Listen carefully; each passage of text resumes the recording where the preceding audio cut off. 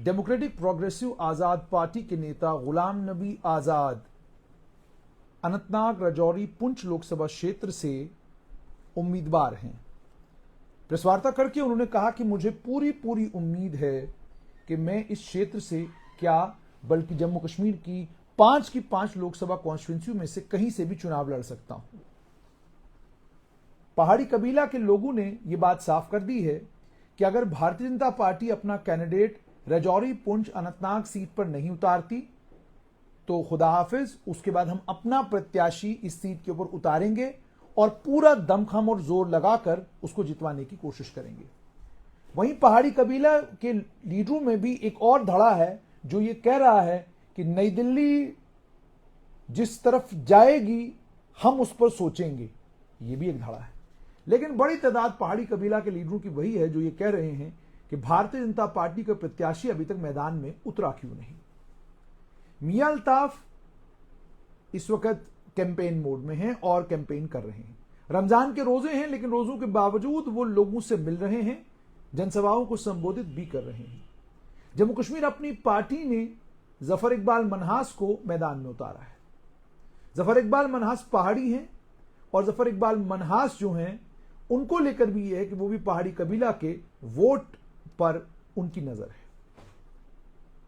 दूसरी तरफ महबूबा मुफ्ती ने अभी तक अपना नामांकन को लेकर कुछ नहीं कहा है। हो सकता है वो भी चुनावी मैदान में उतर आए और वो राजौरी, पुंछ, अनंतनाग सीट से जम्मू कश्मीर पीपल्स डेमोक्रेटिक पार्टी की उम्मीदवार हो। ये सारे समीकरण हैं। इन समीकरणों के बीच में आखिरकार इतने कद्दावर लीडर जिनका 40 साल का राजनीतिक अनुभव है, जम्मू कश्मीर के पूर्व मुख्यमंत्री रहे हैं, लोकसभा में नेता प्रतिपक्ष रहे हैं, डेमोक्रेटिक प्रोग्रेसिव आजाद पार्टी के संस्थापक गुलाम नबी आजाद को क्या सूझा जिसके चलते गुलाम नबी आजाद पुंछ, अनंतनाग और राजौरी सेगमेंट में चुनाव लड़ने के लिए चले गए। राजनीतिक विशेषज्ञ जो राजौरी और पुंछ में रहते हैं वो तक कहते हैं कि हम हैरान हैं कि इस जमीन पर जब गुलाम नबी आजाद राजनीतिक तौर पर एक राजनेता के तौर पर कदम रखेंगे तो और पहाड़ी कबीला के लोग उनको याद कराएंगे कि आपने हमारी पहाड़ी एसटी स्टेटस की मुखालफत की थी, तो वो वोट कहां से लेंगे। लेकिन वो ये नहीं, इस बात पर गौर नहीं करते कि अगर पहाड़ी कबीला के एसटी की उन्होंने मुखालफत की तो इसका मतलब यह कि उन्होंने गुजर बकरवाल कबीला के को जो एसटी मिला है उसकी वकालत की। अब यह एक इंटरेस्टिंग पैराडॉक्स है। नंबर 2, क्या गुजर बकरवाल कबीला का जो वोटर है जो मियां अल्ताफ के साथ नहीं है, अब ये बड़ा इंटरेस्टिंग है आपके लिए सुनना। मियां अल्ताफ के साथ पीर हैं, वो शरीफुल नफ्स इंसान हैं, एक बेहतरीन सियासतदान और कई बार मिनिस्टर रहे हैं गांधरबल के, कंगन के, लेकिन जिस खानदान से, जिस घराने से वो आते हैं उस घराने की बड़ी इज्जत और लोग उस घराने को बहुत मानते हैं। राजौरी पुंछ का इलाका हो, डोडा, भद्रवाह, किश्तवाड़, रियासी, गूल, अरनास, गुलाबगढ़ का इलाका हो, सब जगह उनके मुरीद हैं, उनके परिवार को बड़ा इज्जत, बड़ी ताजीम करने वाले लोग हैं। अब मियां अल्ताफ जो हैं वो मैदान में हैं, तो जब पीर मैदान में हैं तो गुजर बकरवाल कबीला के कुछ बड़े लीडरों ने कन्नी काट ली। उन्होंने कहा जी हम मैदान में नहीं उतरेंगे, हमारे पीर आए, हम न मैदान में उतरने वाले।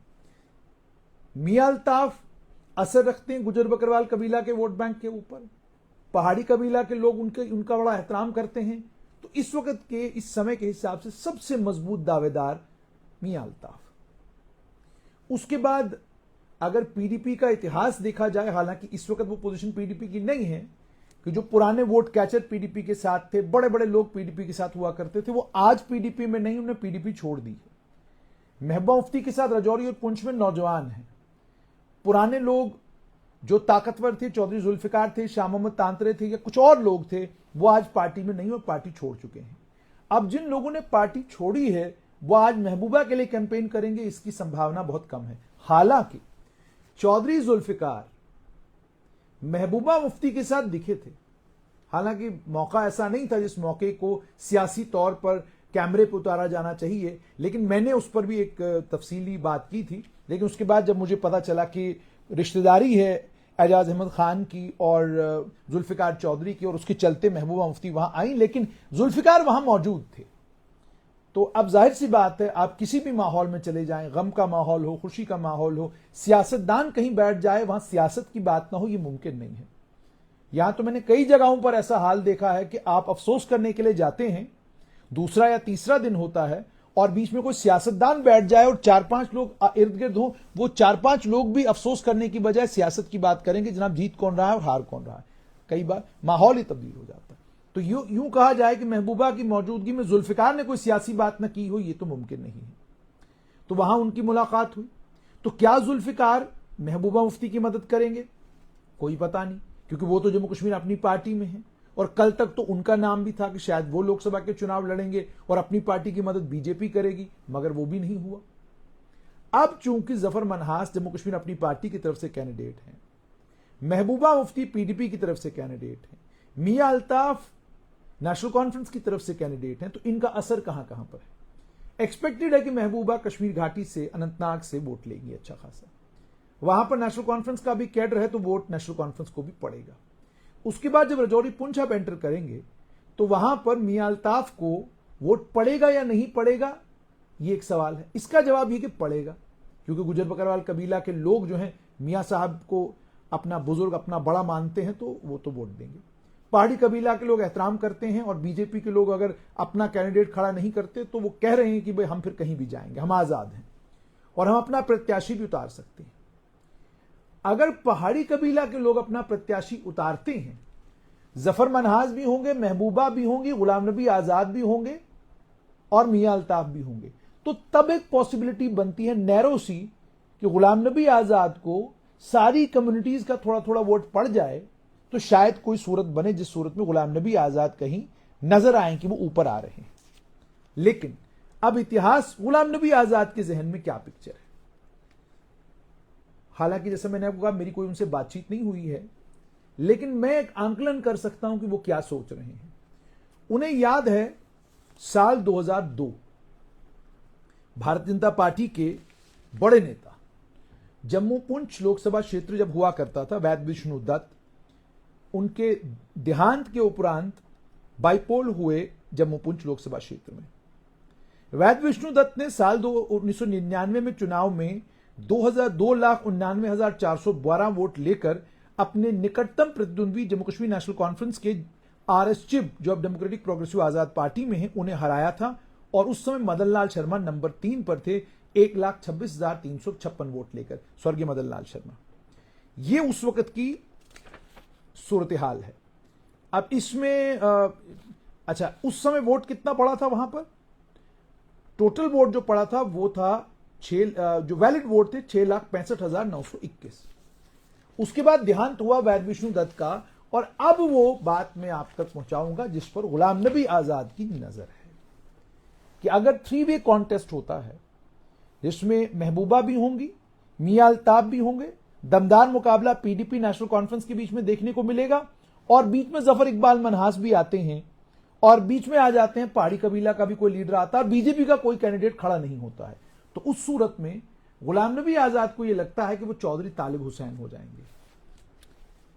चौधरी तालिब हुसैन ने साल 2002 में जो चुनाव जीता था, वो चुनाव उन्होंने इसलिए जीता था क्योंकि पहाड़ी और गुजर बकरवाल कबीला के लोगों ने मिलकर चौधरी तालिब हुसैन को कामयाब किया था, और वो यूनिटी थी रजौरी और पुंछ के दोनों जिलों के लोगों की, जिस यूनिटी के चलते चौधरी तालिब हुसैन कामयाब हुए थे।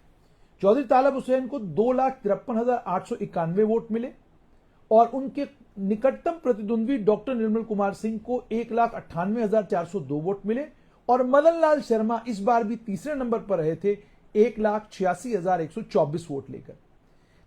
चौथे नंबर पर शेख अब्दुल रहमान 46,608 वोट लेकर थे, और 5वें नंबर पर मास्टर तसद्दुक हुसैन 20,354 वोट लेकर थे। प्रोफेसर भीम सिंह ने भी 11,113 वोट लिए थे, 20,354 वोट। अब इसमें देखिए कि 46,000 वोट और 20,66,000 और उसके बाद 11,000 अगर आप और जोड़ दें तो ये लगभग 77,000 के करीब करीब वोट होता है। अगर ये वोट डॉक्टर निर्मल सिंह को मिला होता तो यहां से डॉक्टर निर्मल सिंह सीट जीत गए होते। ये इंटरेस्टिंग इसलिए मैंने आपको कहा, मतलब ये कि 3 धुरंधरों का मुकाबला अगर होता है और 3 ही पार्टियां अगर मैदान में उतरती हैं तो फिर ये मल्टी कॉर्नर कॉन्टेस्ट होगा।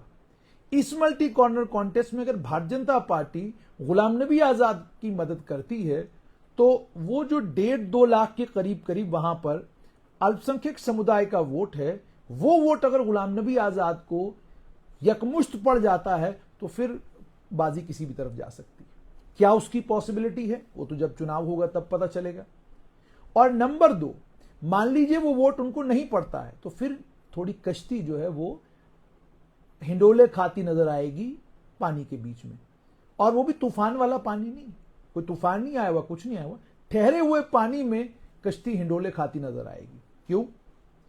महबूबा मुफ्ती लाइट वेट हैं, ये उमर अब्दुल्ला भी कह रहे हैं, ये दाएं बाएं सब लोग कह रहे हैं, लेकिन महबूबा मुफ्ती के पास जो ओरेटरी स्किल्स हैं, जो कमाल का वो बोलती हैं और जिस तरीके से वो वोटर को अपने तरफ आकर्षित करती हैं, और जब भारतीय जनता पार्टी अपना कैंडिडेट खड़ा नहीं करेगी और मैदान में गुलाम नबी आजाद होंगे और महबूबा स्टेज पर होंगी तो क्या कुछ तकरीर वो करेंगी, वो आप उसका अंदाजा लगा सकते हैं।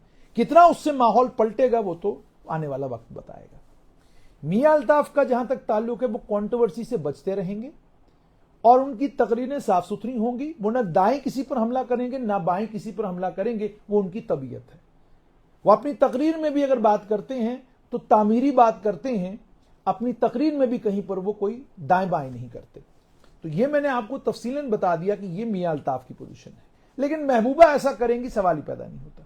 वो तो ताबड़तोड़ हमले करेंगी, पीडीपी पर भी, माफ कीजिएगा नेशनल कॉन्फ्रेंस पर भी, बीजेपी पर भी, सारी पार्टियों पर वो हमले करेंगी।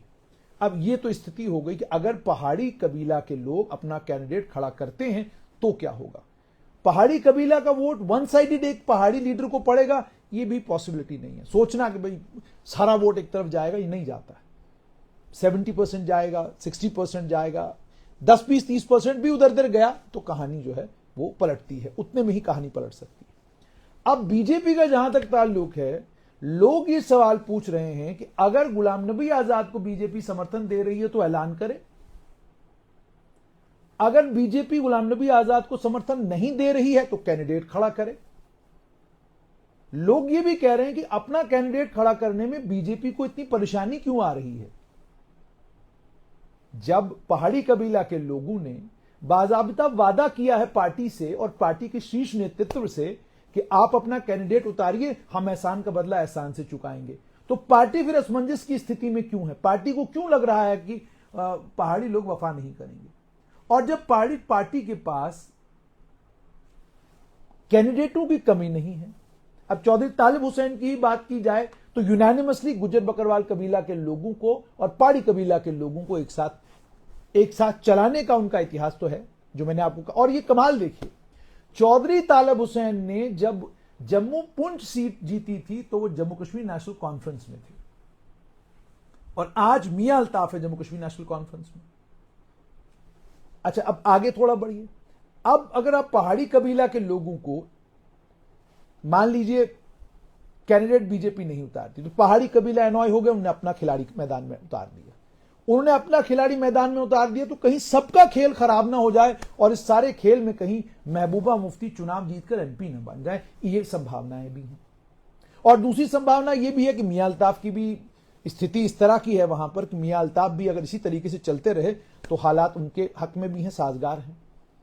मैंने आपको गुलाम नबी आजाद का भी बता दिया कि 3-वे कॉन्टेस्ट अगर होता है तो क्या परिस्थिति बनती है। अब लोग ये पूछते हैं कि जब भारतीय जनता पार्टी के पास साफ सुथरी छवि वाला मुस्लिम चेहरा भी है, साफ सुथरी छवि वाला हिंदू चेहरा भी है, और सिर्फ इतना ही नहीं बल्कि अगर प्रदेश अध्यक्ष रविंद्र रैना की बात की जाए तो वो तो इस इलाके को जानते भी हैं, दौड़ते भी इस इलाके में, तो फिर वो पूछते हैं कि गुजर बकरवाल कबीला के लोग भी, एक अच्छी तादाद उनकी वो है जो आज भी मानते हैं कि अगर बीजेपी का कैंडिडेट मैदान में उतरता है तो हम मदद करेंगे, वो उनका मानना है। तो इतना विलंब क्यों? अगर साफ सुथरी छवि वाला मुसलमान कैंडिडेट भी आपके पास मौजूद है तो उसको मैदान में उतारने में इतनी दिक्कत और इतनी परेशानी क्यों? किस लिए इस एक सीट पर एक्सपेरिमेंट किया जा रहा है? लोग ये सवाल पूछते हैं। लोग कहते हैं कि इतिहास क्यों ना रचा जाए इस इलाके में कि आप 90% मुस्लिम मुस्लिम डोमिनेटेड जो सीट है उस सीट पर एक प्रत्याशी खड़ा कर दें और एक एक्सपेरिमेंट वो भी करके देख लेंगे बीजेपी का कैंडिडेट वहां से जीतता है कि नहीं जीतता है। लोग ये सारी बातें कर रहे हैं। अब होगा क्या वो तो भारतीय जनता पार्टी के नेतृत्व को तय करना है कि उनको क्या करना है, लेकिन मैदान में अब खिलाड़ी आ चुके हैं। खेल जो है वो आम जनता के हाथ में है। बटन दबाएगी आम जनता और खेल का पता चलेगा कि खेल किसके हक में जाएगा, किसके खिलाफ जाएगा, वो तो आम जनता तय करेगी। लेकिन फिलहाल की पोजीशन ये है कि गुलाम नबी आजाद 2002 के चौधरी तालिब हुसैन के पीरियड को याद कर रहे हैं। भारतीय जनता पार्टी असमंजस में है कि अपना खिलाड़ी उतारे या ना उतारे, जबकि बीजेपी को लेकर जैसे मैंने आपको पहले ही कहा कि एक पूरा इलाका रिजर्व कर दिया बीजेपी ने, लेकिन उसके बावजूद पार्टी को विश्वास नहीं कि अपना कैंडिडेट उतारकर हम जीत सकते हैं। 3-वे कॉन्टेस्ट में भारतीय जनता पार्टी का कैंडिडेट आराम से जीतेगा, इसकी संभावनाएं भी बहुत ज्यादा हैं, लेकिन असमंजस है। अभी भी फैसला करने में बीजेपी को वक्त लग रहा है, विलंब हो रहा है। तो बाजी बहुत मजेदार है। और कमाल तो यह भी देखिए कि इतने बड़े नेता राजौरी, पुंछ और अनंतनाग क्षेत्र से चुनाव लड़ने जा रहे हैं। क्या कुछ इस मैदान में आगे होगा आप तक जरूर पहुंचाएंगे, लेकिन फिलहाल आम आदमी का सवाल यही, सभी टीमों के खिलाड़ी मैदान में हैं, बीजेपी का खिलाड़ी कब आएगा?